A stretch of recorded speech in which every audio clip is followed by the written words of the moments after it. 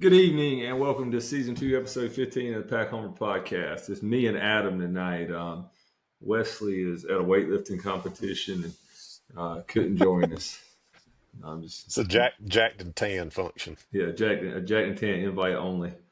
No, it's actually Jack and Tan's anniversary. So happy anniversary to Wesley. He says he never listens, so we're going to find out if he says Yeah. anything about it tomorrow. So, Um, Go so ahead, he Adam. got married. He got married on Cinco de Mayo. I know you were at the wedding. I didn't realize that. He did. He got married on Cinco de Mayo. Yep. Um, so the Pack, we sucked last week and had a rough go. Yeah. Winless. Winless. Kind of, we can't have. We sometimes feel like we can't have nice things, but I'm not super concerned about it. I think we got some things to talk about, but we just didn't play good. I mean, we played against UNCW on Tuesday night, lost that game 6-3. I mean, they threw a guy. I think started a guy with a ERA like over 5 or 6, and we didn't swing the bats very good. Bats just got a little bit cold. Um, we're still right there in the game. It was 4-3 late, and Luke Nixon, who's probably most people would say is as reliable defensively as you want for a middle infielder. I mean, he makes a lot of great plays and very, very rarely blunders a routine one, but made an error late in that game. They busted the game open from 4-3 to 6-3, kind of took the wind out of our sails, and we just failed to the Seahawks. I think that's 3 times in a row. And Adam, is that what we were discussing? I think that's right. Yeah. Hopefully we're seeking redemption tomorrow night. Yeah. So yeah, ugly down the stretch in that one. We had 2 errors in that game, 2 infield errors. Jaros and Nixon made errors in that game. Seahawks scored 6 runs, but only 4 earned and beating us 6-3. Jacob Duden came in. It was kind of surprising. UNCW hit him around a little bit, and They did. They were getting the bat on the ball. I mean, they were going down there and getting some of those tough breaking sliders. sliders, I felt like. Yeah. Yeah. So anyway, still no earned runs from Duden in 2 innings. He threw 36 pitches, but the midweek game dropped to the Seahawks, and it's kind of a preview of things to come. We went to Miami, and game 1 we started Dom Fritton. Dom threw 9 innings, gave up 6 earned, but still, like I thought, a really competitive start, Adam, and we just, I mean, it felt like to me like a game that We we should have should have won. won. Yeah, Yeah, I mean, we out hit them, had committed less errors. You made those comments, and it just felt like we were talking about it before we started. I mean, I think we had a hit in 7 of the 9 innings. The lead off, yeah, we had the at lead least off on. six. We had the lead off on like all night long.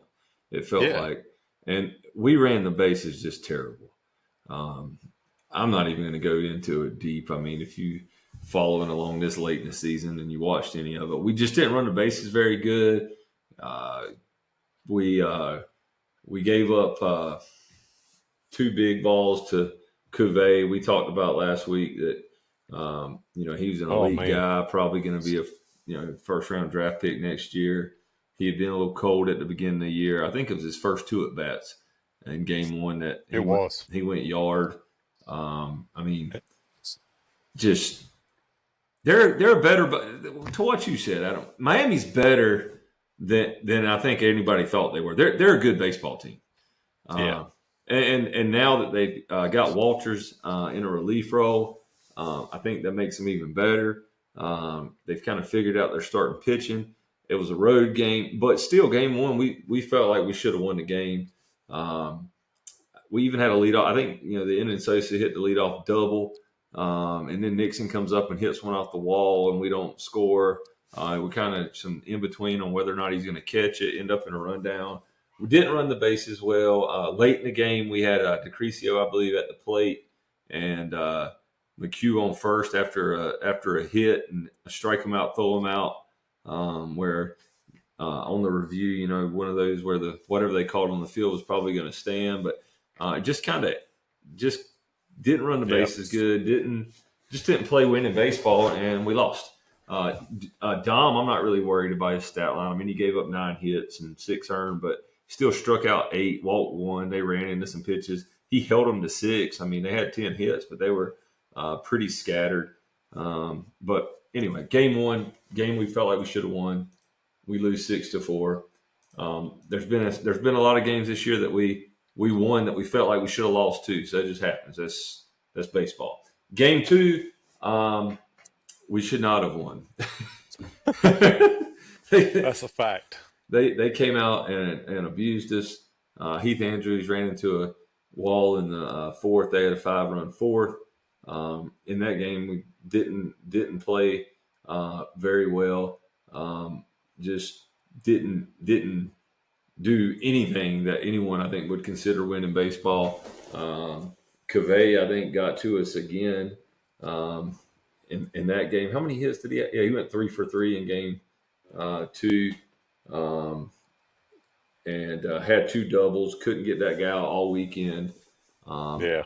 Andrews, faced 22 batters, only punched out 1 and walked 3.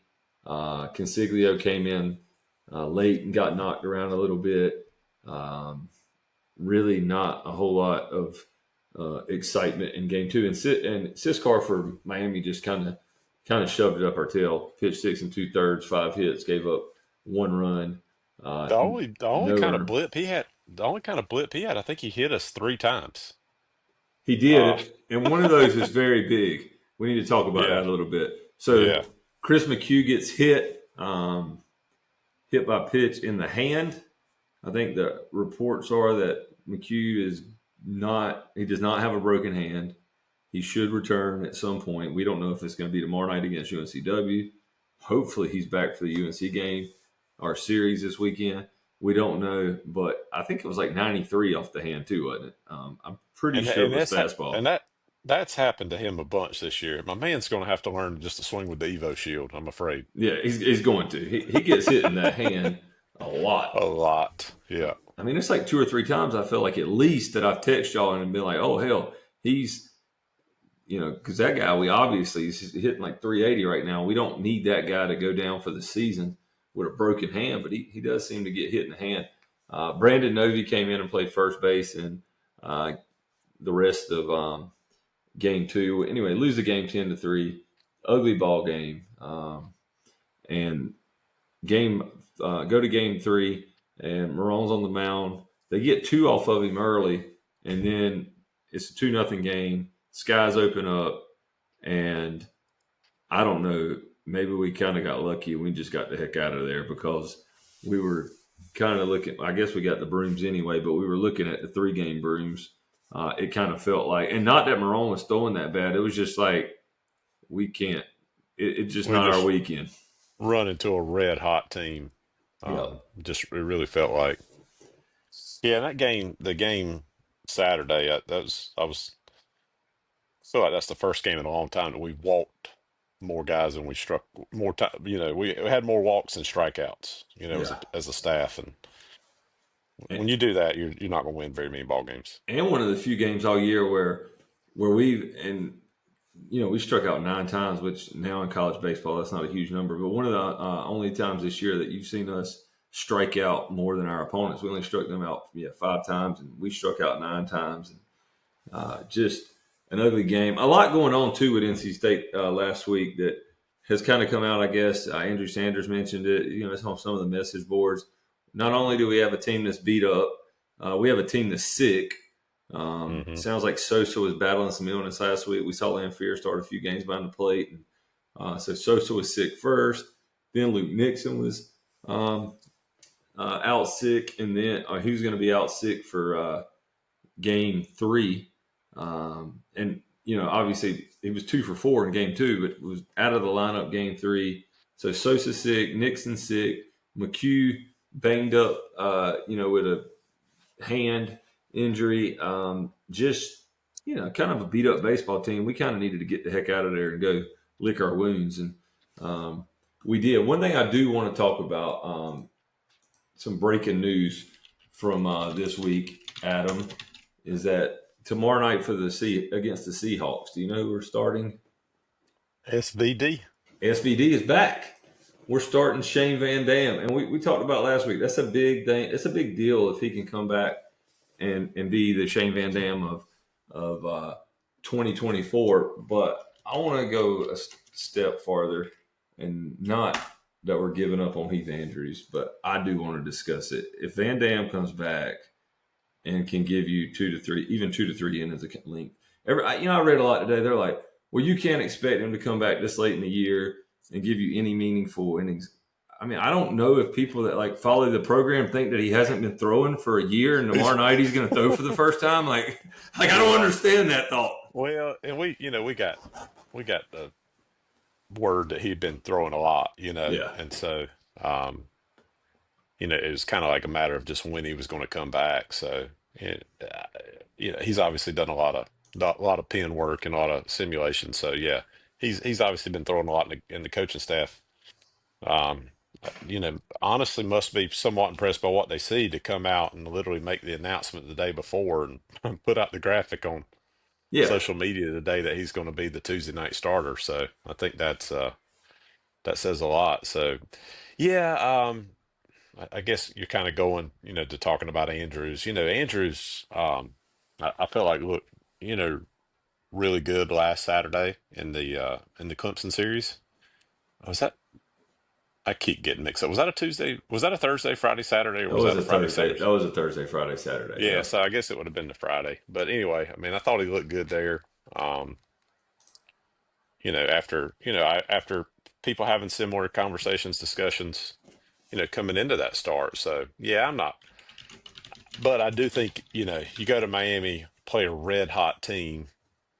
Obviously, we only truly got in 2 games, but to get what has probably been your hottest 2 pitchers, besides, kind of the dominance of Duden as of late, but um, your 2 hottest pitchers in Schaffner and Nance not ever get the ball, is Yep.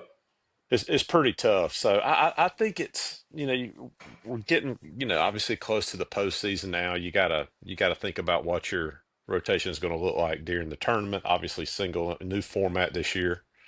Um, and then as you go into regional, you really need to start dialing that in, and that so I think it's a conversation worth having. Whether they make the move this weekend or not, I don't know. Um, they're obviously going to do whatever they feel like is best, but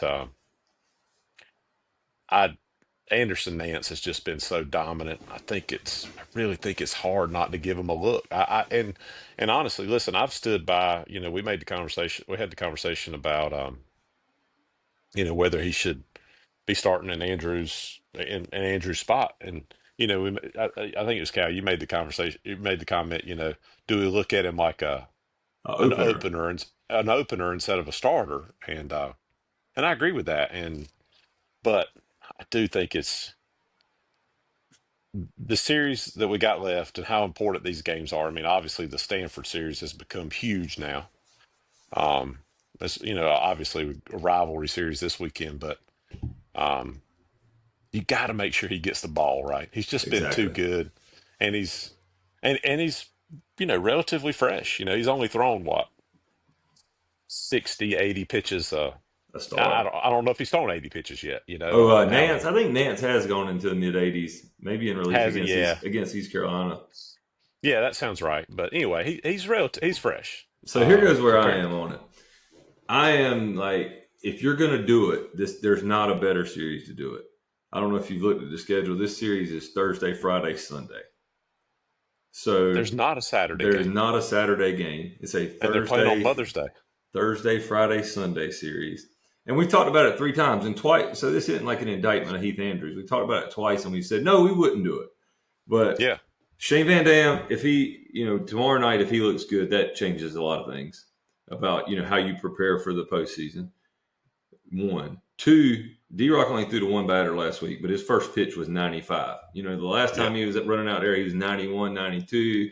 He faced one batter, punched him out against UNCW, but he was up to 95, which makes me think we might have finally rested him long enough that I think he was trying to come back because, I mean, the guy wants to get drafted, right? And he wanted to pitch and struck, I guess, other than me, he thought he could pitch through some of the pain he was having and he was going to get better and he he just didn't throw very well, and they needed to put him on ice. So if you have Van Dam and Smith back, and you feel good about those two guys, and then you have this series Thursday, Friday, Sunday, where say that if you go out game one and you go Dom Schaffner, well, now you can bring Schaffner back Sunday, or even if you go Dom Schaffner Duden, you still have one of those guys that either one of those guys can come back Sunday, and then you have Nance. If you start him Friday, which is what I would do, you have Andrews behind him.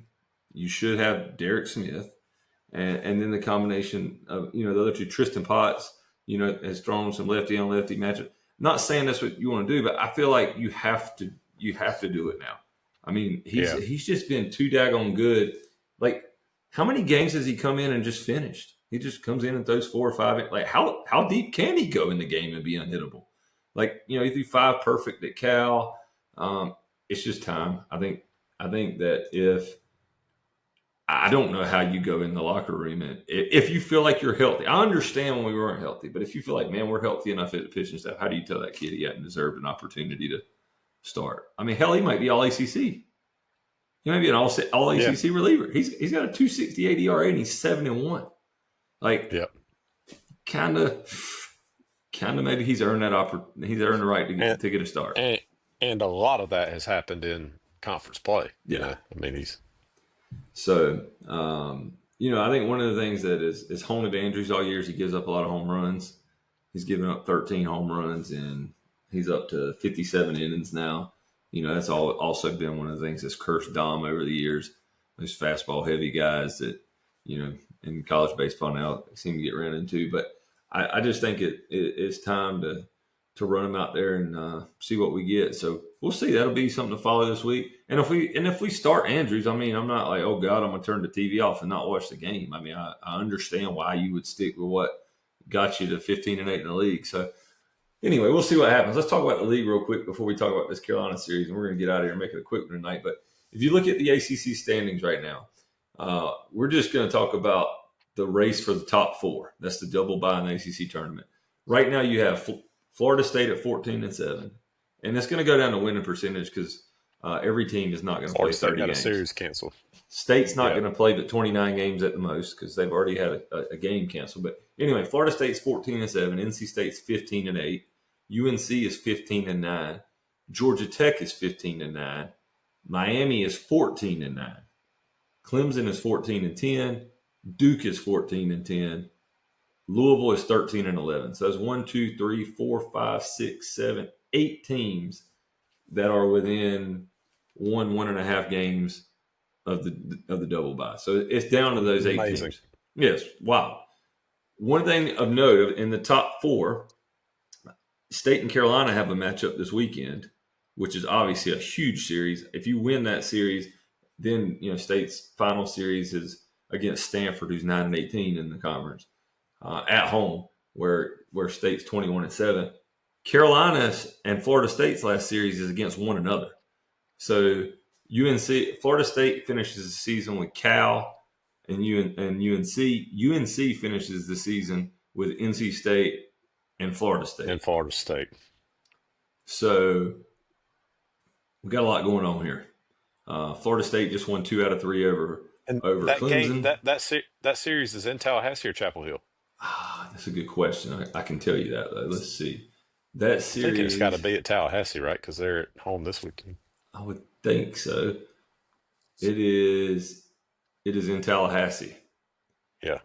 Which Florida State's 22-5 at home, and UNC's 10-5 on the road. So we got a lot going on. And then Clemson, who ran into a red hot NC State team and gets swept, then has to go on the road at Florida State, and where they dropped 2 out of 3. Clemson finishes with Duke and Pittsburgh. So you got Duke and Clemson in there who are fighting, for a 4th spot. Duke finishes with Clemson, of course, and Georgia Tech, another team fighting for a 4th spot. So, I mean, I mean, anything could happen. Georgia Tech finishes the season with Louisville, who's fighting for the fourth spot. Louisville and Duke. Um, so yeah, I mean, I think it's completely up in the air. If you go to Chapel Hill and you take care of business, you've got to feel pretty good about getting the top 4 seed. I mean, it would be kind of just a huge letdown if you go take care of business in Chapel Hill, get 2 out of 3, and then come home and lose a series to Stanford. But anything can happen. The ACC is really good. There are a lot of talented guys, but um, I mean, I think that's what we're going to know a lot more going into next week about who still has an opportunity for a top 4 seed. I guess State theoretically, if they were to lose 2 out of 3 or even get swept this weekend and sweep Stanford next week, they could still finish in the top 4 because there's going to be so much crossover between who's playing who. But this is a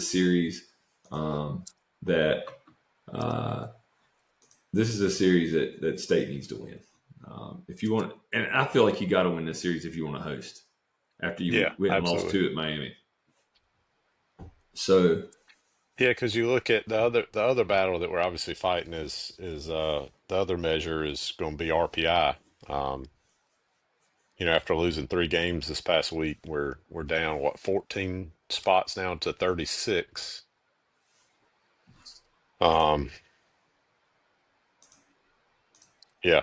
I mean, the So, 36, gosh, that's a high number for a host. I mean, oh yeah, if we're being honest with the and RPI, the only reason we're talking about State hosting is because there's a potential they're going to be a top 4 the seed regular season and ACC maybe the champs. regular Yeah, season ACC champ. yeah. You got Florida State at 6, Clemson at 7, Carolina at 9. Miami's now at 25. Wow. Wake at 26, Louisville at 27, Georgia Tech at 28. Um, so yeah, and then Duke at 39, just behind us. So I mean, you look at all the big games we've had. I mean, if you flip the script and we got swept by Clemson, which some people probably wouldn't have been surprised by, and instead that would have left us at 12 and 11 conference play and RPI much worse than 36. We'd be talking about this series to make to try to get in to contention to make the the tournament. tournament. Yeah, Yeah, I mean that's how much one series can do for you. So, um, yeah, I mean it's a tight race, and I think we've taken care of making the tournament, but we need to finish a little bit stronger than we don't need to limp to the finish line if we want to host, and certainly don't need to limp. Even worse if you really limp to the finish line and end up going being the 2 seed and some red hot number 1 or 2 yeah. overall. We don't want that. So Get somebody like Texas A&M as your 3 seed. yeah, yeah, exactly. So um, let's talk about how State and Carolina match up. So Carolina is, I think they're the best pitching team in the ACC. They have a 3.43 ERA. They have their 3 starters: Jake Knapp, Aiden Hall, and Jason DeCaro, all have ERAs under 4. Uh, I guess it's pronounced Knapp. I've watched him play. I should know that, but he has a 2.14 ERA in 63 innings. Wow. And then you look at Aiden Hall has a 3.27 ERA in 55 innings, and Jason DeCaro has a 3.70 ERA in 58 innings. And then, I mean, they just got a slew of relievers that have thrown, big innings for them, and have ERAs down at, in the 2s, low 3s. I mean, Carolina's so good that pitching wise, that Matthew Mathias, who last year didn't he win like 13 or 14 games, he's throwing 18 innings for him this year. Has a 4.34 ERA. He's only thrown 18 innings for him. So they really pitch it well. If you compare them to us offensively, Adam, they're hitting 284 as a team with 60 home runs. We're hitting 292 as a team with 59 home runs. Hmm. We've stolen 28 bases. The Heels have stolen 71 bases. Big thumpers in their lineup are Luke Stevenson and Gavin Gallagher. Hunter Stokely all hit over double-digit home runs now, 15, 12, and 12. Stevenson's a player.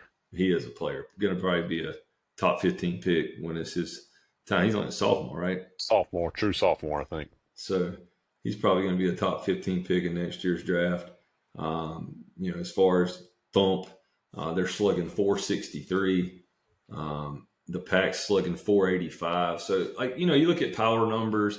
Other than them, I mean, we hit for a little better average. Power numbers are very, very similar. I think, they're definitely far more aggressive than us on the bases.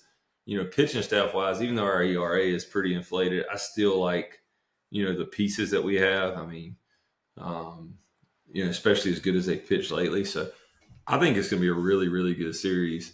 I think that it will be. I think it'll be a rubber match that's going to decide it. And we tend to like Money Marone in rubber matches, but it's also a series that we could go get swept and nobody would be all that surprised. So we can pinch hit for Wesley. Wesley says the Pack's going to win this series, 2-1. What say you, Mr. Litch? You stay in the course? I got to stay the course. Man, you know, obviously, I feel like it's going to mean a lot to these kids. Rivalry game, big environment. Came out real flat against Miami. Um, Means a lot to Coach Avent to beat these guys. Um, I feel like he's going to have them dialed in. I'm optimistic that we're probably going to, hopefully, potentially make some changes that work out for us, right? And so anyway, yeah, I'm gonna go Pack 2 out of 3 as well. I think it's going to be a struggle. Um, I mean, I think it's I think a big we got. storyline is that we're not swinging the bat very good.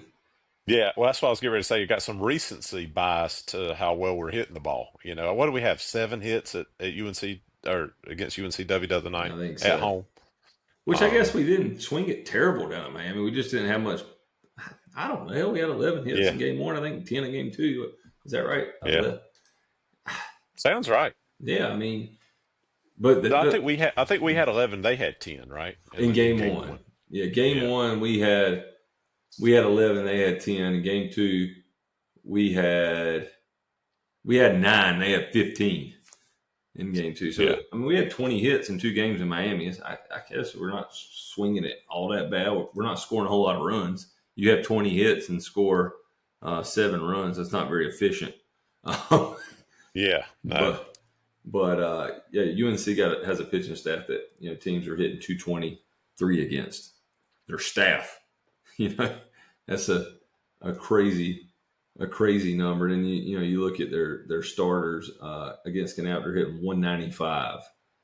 Against Hall, they're hitting 216. Against DeCara, they're hitting 224. So, I mean, we're going to have to be creative, find a way to score some runs. I mean, I feel like that's one of the things Avent likes to do. And like you said, I don't think you don't have to motivate the kids to play this series. The other storyline will be is how healthy are we? I mean, yeah, I'm going to be, if we go play Thursday night and McHugh's not in the lineup, I don't feel good about winning the series. no. 100%. I agree. I think he's that important.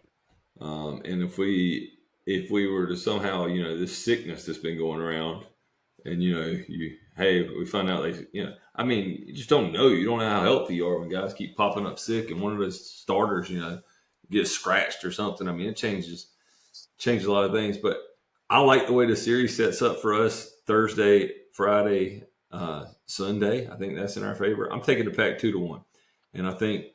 And I say that too because Carolina throws a lot of different arms. We throw a bunch of different guys, or can throw a bunch of different guys. But we swept Clemson through 6 pitchers, so I think having that off day Saturday really allows us some guys to get back fresh for the rubber. What I kind of halfway expecting to be a rubber match. So I'm Yeah, and taking a Pack 2-1. I mean, Thursday a week ago, how we got to Kanak. I mean, that guy been is good or better than anybody that Carolina's got, obviously. And so um, I don't know. We're certainly capable of it.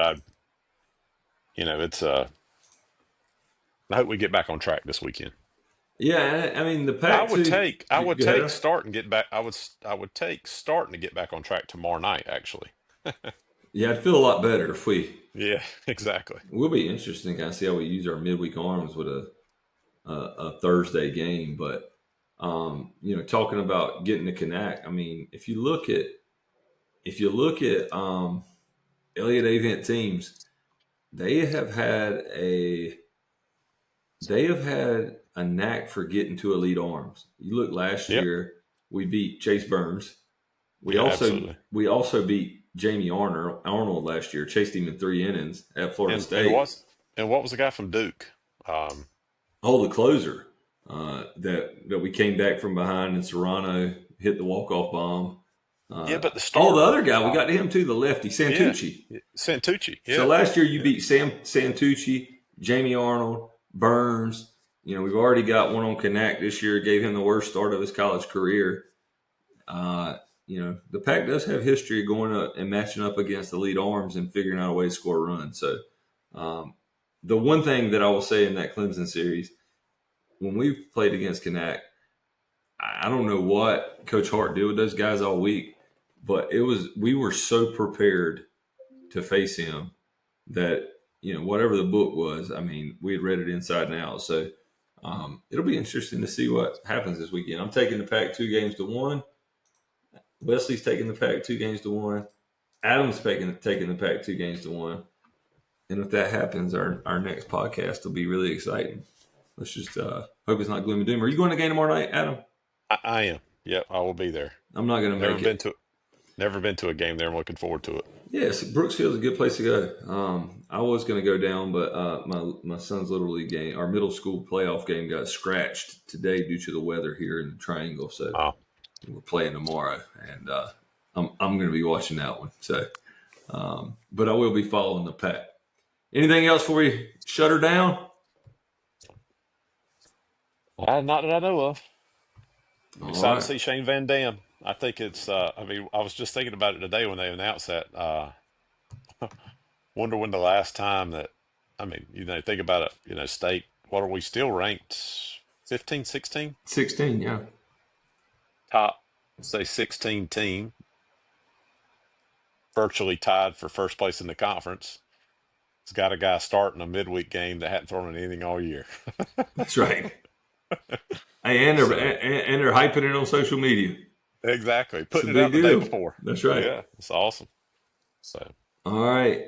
Go to hell, Carolina, and go Pac. yeah, go Pack. And play the music. Cue the tune.